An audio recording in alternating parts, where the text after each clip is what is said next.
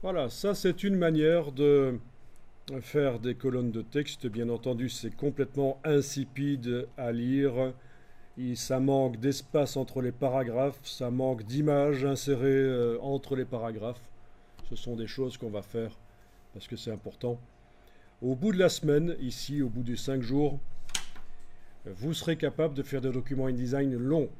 C'est-à-dire que si on vous amène 200 images et euh, 40 pages de texte, et qu'on vous demande combien de temps ça va prendre, vous n'allez pas répondre 6 semaines.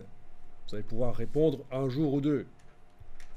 Parce qu'en fait, on va automatiser les choses. On va faire du flux de texte. Donc c'est le but. C'est de pouvoir faire des documents longs et qui ont de la gueule. Mais ça, c'est pas pour aujourd'hui. Là, c'est juste l'introduction.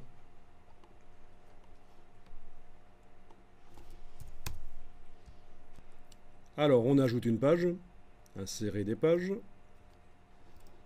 On passe en affichage normal.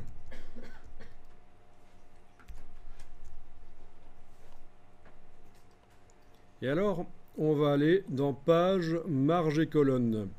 Donc en ayant votre page sélectionnée, la 4, dans la palette page, vous allez dans le menu page, marge et colonne.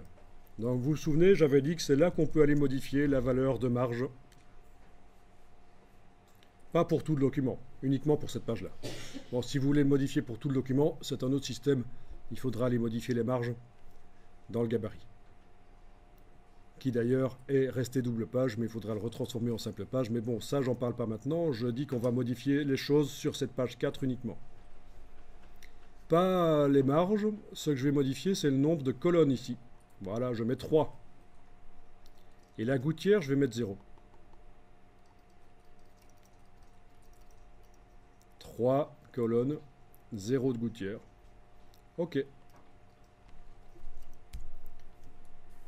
Alors ça, c'est une découverte pour vous. Dans InDesign, il y a deux sortes de colonnes.